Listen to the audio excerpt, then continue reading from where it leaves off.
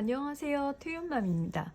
오늘은 제가 가르치는 학생들에 대해서 조금 이야기를 하려고 하는데, 제가 가르친 학생들의 대부분은 어, 영유부터 시작을 한 친구도 있고 아닌 친구도 있고, 그리고 주로 특징이 영어로 수업을 하는 영어 어학원을 다녀요. 그래서 지문도 영어고요. 선생님들도 영어로 설명을 하시고, 주로 이제 전체적인 글에 대한 스키밍이나 스캐닝을 하고 OX 문제를 풀고, 아니면은 메인 아이디어를 찾는다든지, 메인 센텐스, 그리고 서포팅 센텐스, 그런 주제문과 그걸 뒷받침하는 문장을 찾는다든지, 그리고 그 내용을 가지고 이렇게 약간 디베이트까지 하는 그런 학원을 다니는 아이들이거든요.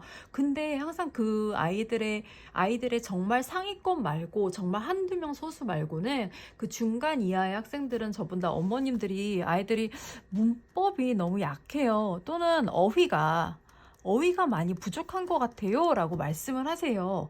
근데 사실 그 아이들은 문법과 어휘가 부족한 것이 맞습니다.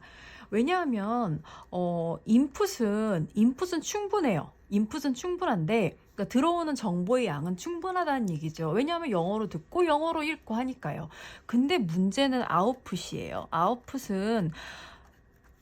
아웃풋은 그 학생들이 말하는 것과 쓰는 것인데, 말하는 것과 쓰는 것에 대한 그 선생님들의 반응, 선생님들의 피드백이 충분히 이루어질 수 있을까요?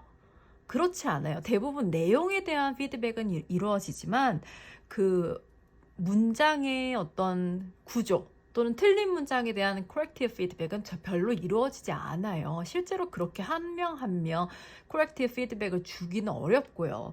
그래서 이 아이들한테 아웃풋이 있지만, 아웃풋의 그 형태가 부족한 거죠. 내용은 괜찮을 수 있어요. 이해를 한다면은. 근데 형태가 부족한 아이들한테 필요한 건 바로 메타인지예요. 메타인지가 뭐냐? 메타인지는 말 그대로 그 랭귀지에 대한, 만약 그 랭귀지가 어떤 지식이라고 하면은 그것에 대한 지식이에요. 어떤 지식에 대한 지식이에요. 그래서 여기서 메타인지는 결국 문법을 얘기를 하는 거죠. 문법을. 내가 말하고 있는 어떤 그런 문장이, 아니면 내가 프로덕션하는, 내가 쓰는 문장이 맞는지 틀리는지 내가 알고 있는 거예요. 그게 바로 메타인지여서 그래서 내가 하고 있는 것에 대한 그 위에를 객관적으로 위에 내려다보고 있는 것이기 때문에 이걸 상위인지라고도 얘기를 하는데요. 이걸 할 수 있는, 이 메타인지를 갖출 수 있는 방법이 바로 문법 공부거든요. 그래서 메타인지가 있다면은 왜 틀렸는지 알 수가 있어요. 안 그러면 왜 틀렸는지 몰라요. 그래서 바로 이 문법이 그 부분을 채워주는데요. 특히 이런 학생들이 모자란 것이 몇 군데 있어요. 복수형 만들기.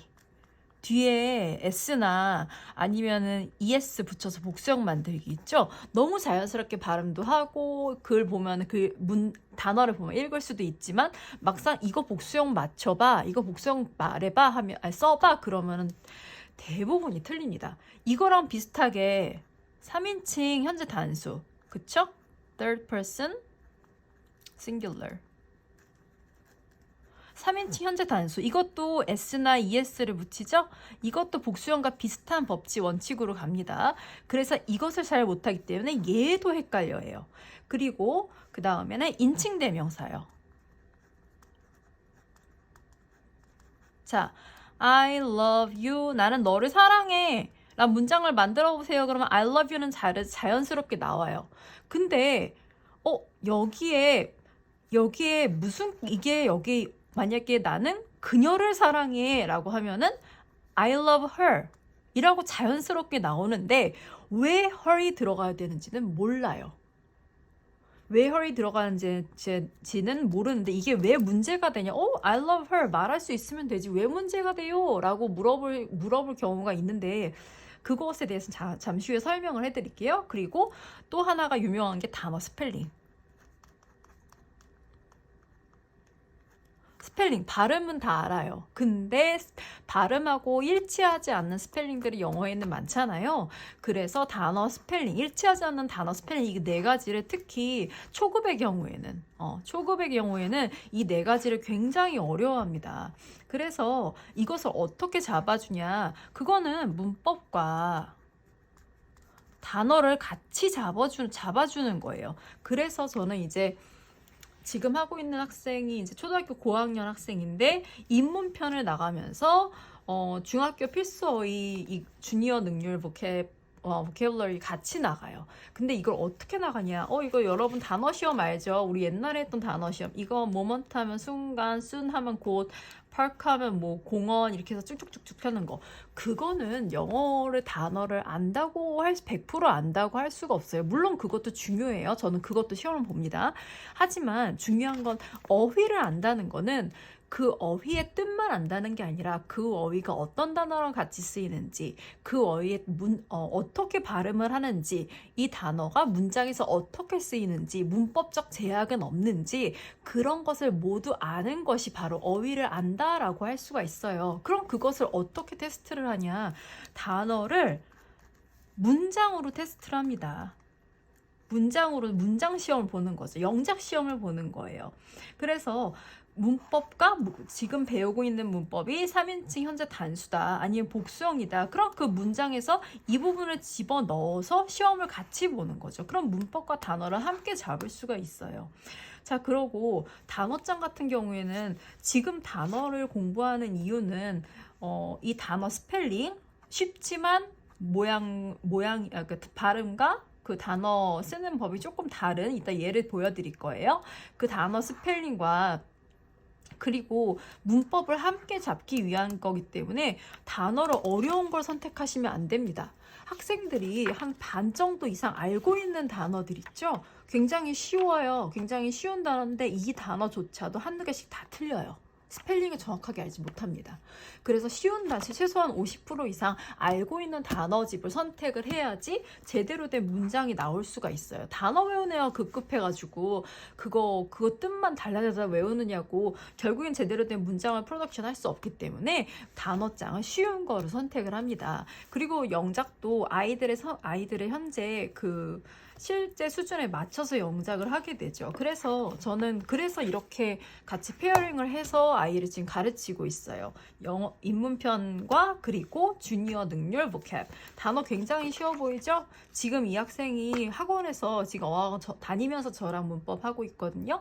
어학원에서 하는 단어 수준에 정말 그 발끝에도 미치지 못하는 쉬운 단어들이에요. 정말로 쉬운 단어들이에요. 거기서는 거의 토플 수준의 단어를 외우고 있거든요. 근데 여기서 이 단어조차도 스펠링을 완벽하게 알지를 못해요. 그러면서 지금 거기서 그런 걸 하고 있기 때문에 어떻게 보면은 아이들이 이렇게 뭐라 그럴까요? 벽돌을 쌓는데 구멍 뚫린 벽돌을 쌓고 있는 거죠. 이렇게 구멍 뚫린 벽돌을 쌓고 있고 결국에는 이거는 튼튼하지 못한 벽이 되겠죠. 그래서 이 부분을 메꿔주는 역할을 이렇게 문법과 그리고 이런 단어장을 같이 공부를 해야지 이런 부족한 부분들이 같이 메꿔진다고 할 수가 있어요. 자, 그럼 예를 한번 볼까요? 제가 이건 단어 시험을 만든 예인데요. 자, 그들은 1번부터 볼까요? 그들은 나의 수치 많은 머리를 가지고 놀렸다. 몸을 가지고 놀리다가 make fun of something이에요. 자, 그런데 보통 나를 놀렸다고 하면 여기 me가 들어가요. 이거 영작해봐. 그럼 make fun of me까지 자연스럽게 써요. 근데 여기 me가 왜 들어가야 돼? 왜 me가 들어가? 왜 I가 들어가면 왜 안 돼? 이 이유를 알까요? 몰라요. 바로 of 때문이죠. of가 전치사이기 때문에 전치사 다음에 나오는 말은 전치사의 목적어라고 해요. 그렇기 때문에 전치사의 목적어라서 목적격이 나와야 된다는 사실을 그 메타인지를 아이는 모르고 그냥 이렇게 말로만 합니다. 그러면은 이 부분에 만약에 동사가 나와야 된다 아니면 다른 표현이 나와야 된다면은 전부 다 무슨 격으로 고쳐야 돼요? 목적격으로 고치던지 아니면은 목적어에 들어갈 수 있는 단어인 명사형으로 고쳐야 돼요. 동사면 동명사로 고쳐야 되죠. 그런 응용이 되질 않습니다. 그냥 딱 이것만 알아요. of me. make fun of me. make fun of I인가? 그럼 만약에 그녀가 들어가야 된다면 make fun of her이죠. make fun of she? 뭘 집어넣어야 되지? she 들어가면 안 돼요? 하고 물어봐요. 왜요? 이게 목적격이라는 걸 모르기 때문에. 그래서 그래서 문법을 알아야 된다는 거예요. 그리고 이 문장도 제가 이 시험 문제를 냈을 때 제 학생이 쓴 문장이에요. 그는 자주 말을 탄다. 자, 일단 빈도부사 often이라고 발음해도 상관없습니다. 이것의 위치가 중요하죠. 빈도부사의 위치가 굉장히 중요해요. 일반 동사 앞으로 들어갑니다. 근데 그런 문법을 몰라요. 하지만 그는 탄다 말을 종종. 문장을 잘 보세요. 일단 빈도부사 위치가 틀렸죠? 그리고 뭐가 빠졌어요? 3인칭 현재 단수의 주어가 희면 뒤에 s가 빠졌죠? 이거 꼭 빼먹습니다. 꼭 빼먹어요. 그리고 또 뭐가 빠졌어요? horse, 셀 수 있는 가산명사지요. 가산명사는 혼자 쓸 수가 없어요. 복수가 되든지 아니면 앞에 어나 어니 들어가야 됩니다. 둘 중에 하나가 들어가든지 복수가 되어야 돼요. 혼자 쓰일 수는 없어요. 물론 혼자 쓰는 경우 예외도 있긴 하죠. 그래서 horse라고 지금 이런 아주 작은 부분들이 틀려요. 근데 왜 틀린지 몰라. 이 문장을 써놓고 도대체 이 문장이 왜 틀렸는지는 몰라요. 하지만 이 문장이 바로 제대로 he often rides a horse라고 제대로 써 있을 때, 정확한 문장이 써 있을 때 그거를 보고 읽고 해석할 줄은 압니다. 하지만 이 문장을 써봐라고 했을 때 똑같이 이렇게 나오지를 못하고 이렇게 나와요. 왜요? 문법을 모르기 때문에요. 문법을 알지 못하기 때문에 왜 여기 s가 들어가고 어가 들어가고 해야 되는지, 이게 왜 여기로 가야 되는지 알지를 못하고 문장을 어떻게 써야 될지 몰라요. 자, 그 다음에 이 문제 볼까요? 저 파리가 다른 파리랑 싸우고 있다. 이건 제가 이제 fly랑 fighting을 같이 넣으려고 문장을 이렇게 어거지로 만든 건데, 학생이 쓴 문장을 볼까요? That fly fighting with another fly. 뭐가 빠졌어요? 싸우고 있다니까 ing 형태 맞아요. 근데 뭐가 빠졌어요? is가 빠졌죠. 이것도 비동사가 반드시 비동사 플러스 ing가 뭐뭐하고 있다라는 현재 진행형이라는 걸 알고 있다면, 그런 메타인지가 있다면 이런 실수는 하지 않을 거예요. 그리고 여기 볼까요? 자전거, bicycle. 너무 쉽죠? bicycle, 딸, daughter, 수요일, Wednesday. 너무 쉽죠? 스펠링 다 틀립니다. 제가 아까 얘기했죠. 너무 쉬운 단어들인데 쓰라고 하면 스펠링을 다 틀려요. 왜요? 발음하고 스펠링하고 일치하지 않기 때문에요. 그런데 이런 쉬운 단어들, 평상적인 단어들의 스펠링이 생각보다 굉장히 많이 틀려요. 그리고 보세요. 부모님께서 화가 나셨다. My parents is angry. 이렇게 써놨어요. 왜 뭐가 틀렸을까요? 복수잖아요. 그럼 여긴 당연히 R이 들어가야 되는 거죠. 그죠? 이렇게 되게 작은 부분, 단수이기 때문에 3인칭 단수 현재이기 때문에 S가 들어가고, 복수이기 때문에 R이 들어가고, 선생님 좀 이건 이상한데요. 왜 R인지 모르겠어요. 잊으면 안 돼요? 하고 물어보거든요. 그래서 그런 문법적 지식이 없기 때문에 이런 작은 실수들, 문장에서 이런 작은 실수들이 많이 나오고, 당연히 라이팅에 이런 실수가 나온다는 것은 스피킹에도 나온다는 얘기거든요. 마지막 한번 볼까요? 너 운전하니? Are you drive? 이렇게 씁니다. 일반 동사랑 비동사는요 함께 이렇게 쓰일 수가 없어요. 둘 중에 하나만 와야 돼요. 그래서 일반 동사가 오려면은 이 앞에 are이 아니라 do나 does나 did라는 조동사를 데리고 와야 되거든요. 이걸 모르기 때문에 일반 동사와 비동사의 차이점, 그리고 이런 걸 모르기 때문에 아이들이 문장을 영작을 하려면은 순간 이거 Are you drive? 왜요? 뭐가 이상한 건데요? 이렇게 물어본다고요. 그렇지만 이 아이들이 굉장히 익숙한 문장들, 너 뭐 좋아하니? What do you like? 자연스럽게 나옵니다. 아주 자연스럽게 나와요. 그럼 What do you like? What are you doing? 이런 표현들, 그냥 많이 쓰는 표현들은 자연스럽게 나오는데, 문제는 그 안에 있는 문법 구조를 전혀 모르기 때문에 그것을 확장해서 쓸 수가 없어요. 이미 그 아이들이 알고 있는데, 이미 그 아이들이 알고 있죠. 알고 있는 것들이 많이 있어요. 근데 이 문장 안에 있는 문법이 왜 그렇게 되는지 알아야지 그거를 확장을 해서 그 빈칸을 채울 수가 있는데, 딱 요것만 알고 끝나는 거예요. 그게 그 문장이 왜 그렇게 만들어졌는지. 그래서 그거를 원칙을 알고 그 문장을 확장해서 다른 문장에 적용해서 정확한 문장을 우리가 구사할 수 있게 하는 것이 문법의 목적이거든요. 문법의 목적은 문법과 어휘의 목적, 이런 것들을 하는 목적은 단순히 시험을 보기 위해서가 아니라 정확한 표현을 써서 정확하게 의사 전달을 하기 위한 거예요. 언어를 배우는 목적은 그 언어로 의사소통을 하기 위한 거잖아요. 그러니까 그렇지만 문법이 틀리면은 어떨까요? 일단은 제가 이런 얘기를 합니다. 미국에 사는 거지들도 영어는 잘한다고요. 그쵸? 그런데 그 친구들이 대부분 이런 것들 복수형이라든지 3인칭이라든지 이런 거 다 드랍하고 그러고 말을 해요. 그러면은 저희 교수님이 한 얘기가 있으세요. uneducated, 교육받지 못한 사람처럼 보인다고요.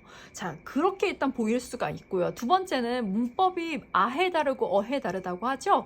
문법을 약간 틀리면 약간 다른 문법을 약간 이렇게 어휘나 문법을 잘못 쓰면 내가 원하는 뉘앙스와 다른 의미가 돼서 전달이 됩니다. 그렇기 때문에 문법과 어휘를 정확히 알아야 제대로 된 의사소통을 할 수가 있는 거예요. 언어를 배우는 목적이 의사소통을 하기 위한 거잖아요. 그쵸? 그러니까 우리가 보는 거는 큰 그림을 위해서 하는 거지 그냥 문법과 어휘를 시험을 보기 위해서 외우기 위해서 하는 게 아니거든요. 그래서 이런 식으로 조금 초급이면서 좀 실수가 문법이 약해요 라고 하면서 실수가 잦은 아이들은 지금 얘기한 대로 이런 것들을 잡아주면서 차근차근히 하면 많이 좋아집니다. 제가 지금 가르치는 아이도 지금 한 2달 지나니까 훨씬 좋아졌어요. 이제는 뭐가 틀렸을까? 동사를 한번 볼까? 그러면은 자기가 이거는 현재인데 s를 안 붙였구나. 과거인데 ed를 안 붙였구나. 찾아냅니다, 이제. 전에는 그게 왜 틀렸는지 몰랐어요. 하지만 이제는 찾아내거든요. 그런 식으로 그 부분을 좀 잡아주시면은 아이들의 실력 향상에 훨씬 더 도움이 될 거라고 생각을 합니다. 오늘은 여기까지 할게요. 그럼 다음 시간에 또 만나요.